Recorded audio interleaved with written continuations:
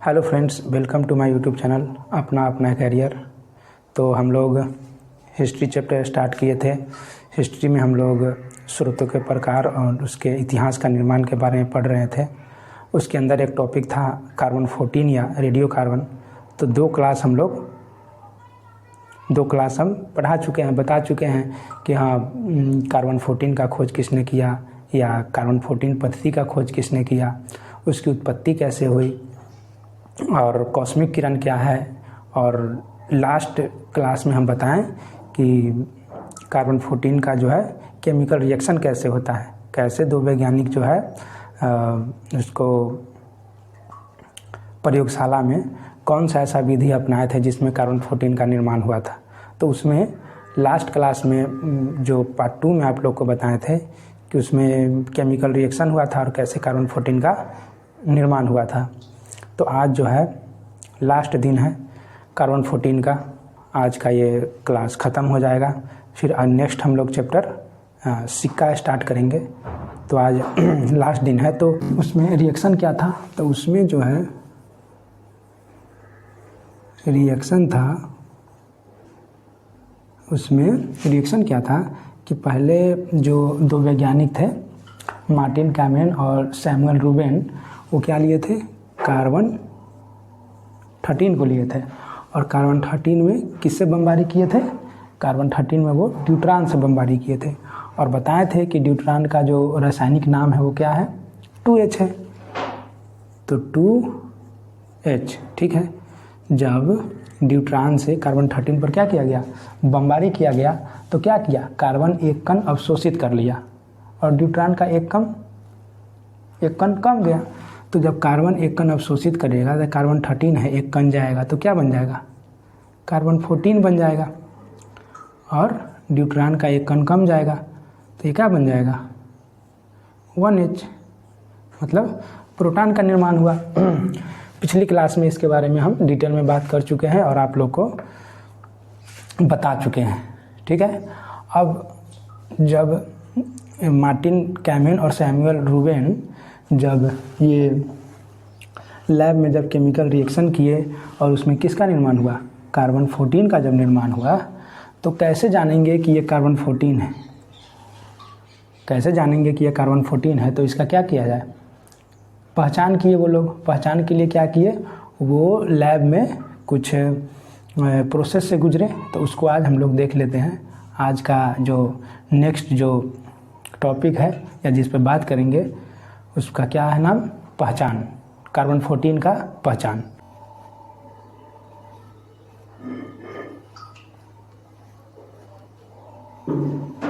पहचान, ठीक है। तो पहचान के लिए 27 फरवरी 1940 को मार्टिन कैमेन और सैमुअल रूबेन ने प्रयोगशाला में वो लोग क्या किए थे, कार्बन 13 का उपयोग किए थे, जिसमें एक ग्रेफाइट क्या था, मौजूद था। ड्यूट्रान के बमबारी के बाद जो ग्रेफाइट प्राप्त हुआ, तो ग्रेफाइट को क्या किए, जलाएं तो क्या प्राप्त हुआ, CO2 गैस प्राप्त हुआ। कई रासायनिक विश्लेषण और परीक्षणों के बाद उन्होंने इस नमूने से निकलने वाली रेडियोधर्मिता का पता लगाया और 27 फरवरी 1940 को कैमेन और रूबेन ने कार्बन 14 की खोज की घोषणा। उन्होंने पाया कि कार्बन 11 का जो जीवन काल था वो 21 मिनट का था। वहीं कार्बन 14 का जो आधा जीवन काल है वो कितना है, 5730 वर्ष है। तो ऐसे वो लोग क्या किए, पहचान किए कि क्या है, कार्बन 14 है, ठीक है। अब हम लोग आगे का जो एक और छोटा सा टॉपिक है, आगे का जो क्लास है उसमें पहचान के बारे में तो हम लोग जान गए कि इसका पहचान कैसे हुआ, कार्बन 14 का, ठीक है। अब हम लोग आगे जानेंगे कि इस अभी तक जो हम जाने उसमें क्या जाने, केमिकल रिएक्शन के थ्रू जाने, केमिकल रिएक्शन से जाने कि इसका प्रयोगशाला में कैसे निर्माण हुआ। अब जानते हैं यूनिवर्सल रिएक्शन कि वातावरण में या वायुमंडल में कार्बन 14 या रेडियो कार्बन का निर्माण कैसे होता है। तो चलिए जानते हैं कि कार्बन 14 का निर्माण वायुमंडल में कैसे होता है। अब है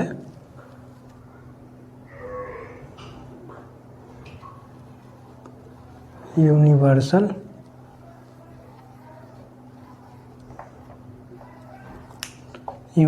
रिएक्शन। ठीक है, यूनिवर्सल रिएक्शन। पहले इसे भाषा के द्वारा समझते हैं, उसके बाद इसको रिएक्शन के द्वारा भी समझ लेंगे। रिएक्शन से समझने से ये 100% हो जाता है। ठीक है, तो पहले भाषा से समझ लेते हैं यूनिवर्सल रिएक्शन।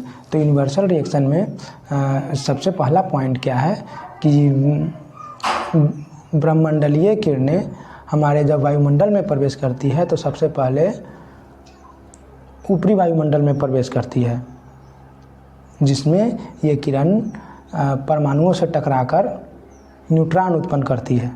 ये न्यूट्रॉन वायुमंडल में उपस्थित नाइट्रोजन परमाणुओं द्वारा क्या कर लिया जाता है, अवशोषित कर लिया जाता है, जिसमें नाइट्रोजन एक प्रोटॉन खो देता है और कार्बन 14 का निर्माण हो जाता है। तो इसको रिएक्शन के थ्रू देख लेते हैं कि ये कार्बन 14 का निर्माण कैसे होता है। भाषा भी आप लोग देख लिए ना, उसको जब रिएक्शन के रूप में लिखेंगे तो वो सारा भाषा एक रिएक्शन में आ जाएगा। ठीक है, अभिक्रिया में आ जाएगा, तो उसको देख लेते हैं। ठीक है, तो ये यूनिवर्सल रिएक्शन, इसमें परिभाषा में हम लोग क्या बताएं कि जब ब्रह्मंडलीय किरणें जब हमारे क्या वायुमंडल में प्रवेश करती है तो वो सबसे पहले वायुमंडल के ऊपरी भाग में प्रवेश करती है। ये किरणें परमाणुओं से टकराकर न्यूट्रॉन उत्पन्न करता है। ये न्यूट्रॉन वायुमंडल में मौजूद नाइट्रोजन परमाणुओं द्वारा अवशोषित कर लिया जाता है, जिसमें नाइट्रोजन जैसे ही न्यूट्रॉन को अवशोषित करता है तो एक प्रोटॉन को क्या करता है, खो देता है। इसको रिएक्शन में देख लेते हैं। जब ब्रह्मंडलीय किरण पृथ्वी के वायुमंडल में प्रवेश करती है तो सबसे पहले ऊपरी वायुमंडल में प्रवेश करती है। ये किरणें वायुमंडल के परमाणुओं से टकराकर क्या उत्पन्न करती है, न्यूट्रॉन उत्पन्न करती है। तो न्यूट्रॉन को हम लोग N से सूचित करते हैं। ठीक है, ये क्या है, न्यूट्रॉन। ठीक है, न्यूट्रॉन को N से सूचित करते हैं। न्यूट्रॉन किससे, नाइट्रोजन से जब अभिक्रिया करता है, इसका नाम है नाइट्रोजन। ठीक है, जब ये न्यूट्रॉन किससे, नाइट्रोजन का, और नाइट्रोजन का एक परमाणु कण कितना होता है, 14 होता है। ठीक है, तो ये जब इसके साथ क्या करता है, अभिक्रिया करता है जब, तो उसके फलस्वरूप जिसमें नाइट्रोजन एक प्रोटॉन खो देता है और किस में, कार्बन 14 में बदल जाता है। ठीक है, कार्बन 14 में क्या होता है, बदल जाता है, प्रोटॉन है ये। तो रिएक्शन से भी आप लोग समझ गए ना, पहले हम भाषा से समझाए थे और भाषा के बाद किससे, रिएक्शन से भी आपको बता दिए। फ्रेंड्स, लास्ट में अभी जाते जाते बस एक सवाल रह गया है, जिसको हम लोग देख लेते हैं और समझ लेते हैं। तो वो सवाल क्या है, आइए उसको। लास्ट सवाल ये है कि वैज्ञानिक जो किसी भी वस्तु का जो जीवन काल है वो मापने के लिए या जानने के लिए, समझने के लिए कार्बन 14 का ही उपयोग क्यों करते हैं, कार्बन 12 या कार्बन 13 का क्यों नहीं। तो क्वेश्चन ये है। ठीक है, अगला क्वेश्चन हम लोग का यही है कि वैज्ञानिक कार्बन 14 का उपयोग क्यों करते हैं, कार्बन 12 एवं कार्बन 13 का क्यों नहीं। ठीक है, बस ये आखिरी सवाल है।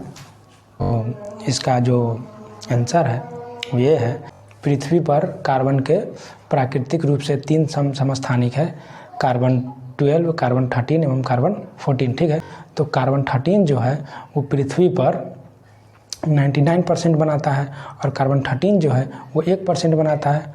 कार्बन 12 जो है वो पृथ्वी पर लगभग 1.2% बनाता है। कार्बन 12 एवं कार्बन 13 जो है वो क्या है, स्थिर है। ये हम आपको पिछली कक्षा में भी बता चुके हैं। कार्बन 14 क्या है, अस्थिर है, जिसका आधा जीवन काल 5730 वर्ष होता है, जो मृत होने पर नाइट्रोजन में क्या होता है, बदलने लगता है। तो कोई भी कार्बनिक पदार्थ जो है वो वायुमंडल में कार्बन 12 एवं कार्बन 14 क्या करता है, ग्रहण करते रहता है। परंतु मृत होने के बाद क्या करता है, कार्बन 14 ग्रहण करना बंद कर देता है। परंतु कार्बन 12 जो है वो निरंतर ग्रहण करते रहता है। तो वैज्ञानिक क्या करते हैं कि कार्बन 12 जो कि लगातार जो है मृत के पहले और मृत के बाद भी वो ग्रहण करते रहते हैं, लेकिन कार्बन 14 जो है वो मृत के बाद ग्रहण करना बंद कर देते हैं। तो वैज्ञानिक ये दोनों का अनुपात का क्या करते हैं, अंतर निकालते हैं और आसानी से बता पाते हैं कि ये कोई भी वस्तु कितना वर्ष पुराना है। इसीलिए वैज्ञानिक कार्बन 14 का उपयोग करते हैं। कार्बन 14 जो है मृत के बाद क्षय होने लगता है, जो कि हम आपको बताएं वो क्या नाइट्रोजन में बदलने लगता है। उसके क्षय के गुण के कारण ही उससे कोई भी वस्तु की गणना कर पता लगा लेते हैं। फ्रेंड्स, तो आज का ये क्लास यहीं ख़त्म होता है। मिलते हैं अब एक अगले वीडियो में एक नए चैप्टर के साथ।